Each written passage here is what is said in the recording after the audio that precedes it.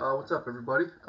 Just going to do a quick review of, or rather an overview of some of my initial impressions of my most recent knife purchase here, the Ranger RD7.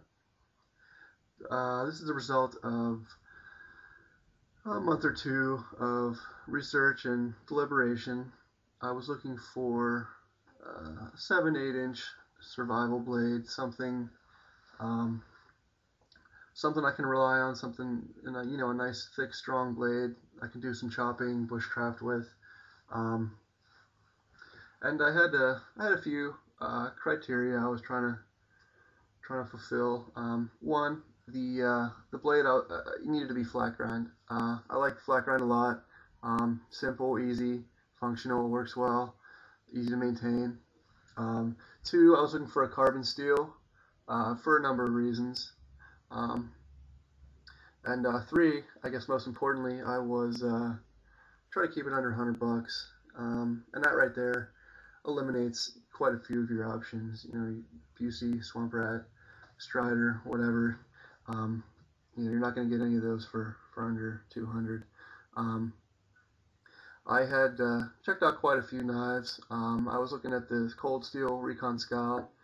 It was hard not to. There was just a lot of hype, if you will, about that knife, and for good reason. I guess some good, some bad. The blade, it is a nice thick chunk of steel, but looking at the Recon Scout's design, the hidden tang, I didn't like, and right at the shoulders below the finger guard is just sharp 90-degree angles.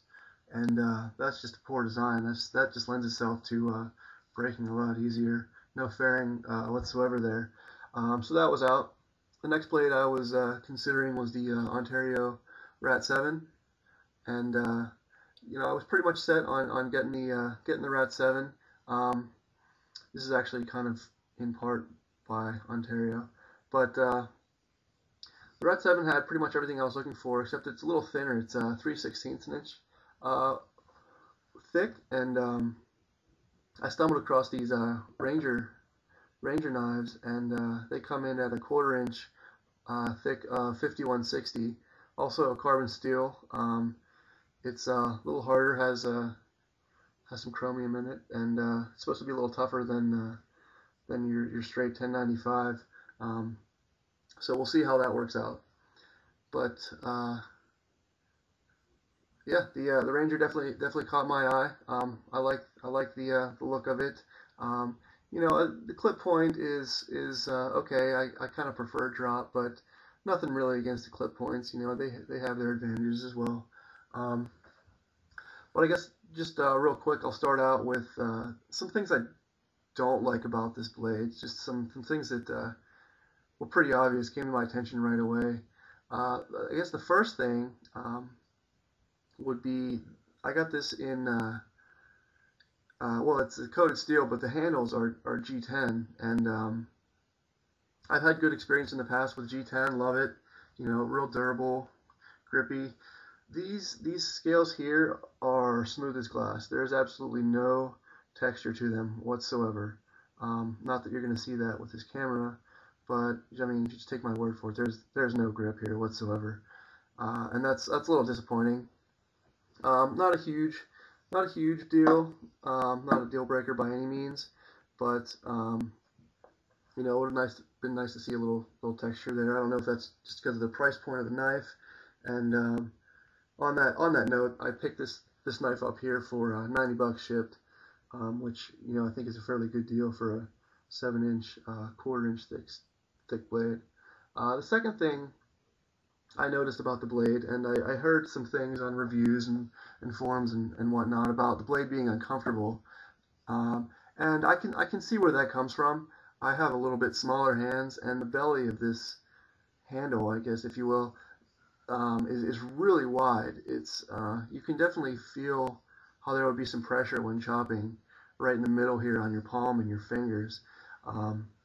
If you hold it at the very end, not too bad, and at the top, not too bad, but in the middle here, and especially your larger hand, spanning that width, it's a little uncomfortable. So I think I might try and take some of the material off the scales, and if that doesn't work, just take some of the metal off here in the middle. The third thing I noticed about the blade, and this is probably the most annoying part of this blade, the finger coil, which is great. I love the idea. You know, it's nice to be able to choke up on the blade, and which you can very well. I'll give it that. They start the grind in the middle of the finger coil, so the top part of the coil here, where your finger is putting all the pressure, is very thin. You're working with a 1/16 of an inch width there. I don't see any reason why the grind couldn't start behind that coil. You're not losing any blade. The only thing you're only gaining just a thicker, more comfortable finger coil there. So that's a little annoying. I think that's just poor design choice there, or grind choice, I guess. Just start the grind back, a 1/4 of an inch. You're not losing anything. You're gaining a lot. Having said that, the knife is fairly comfortable to choke up on. I just wish there was a little bit more metal there on the coil. That I can see that blade might want to dig into your finger a little bit if you're really putting some pressure on that. But overall, it's a fairly ergonomic handle. The thumb jimping here, it does dip down a little bit and then ramp up with some jimping here. I thought those would be a little too sharp. They're not too bad at all. They're nice and grippy, works out well. That's a comfortable hold right there. The butt end of the blade has some jimping there. That's going to come off. There's no need for that.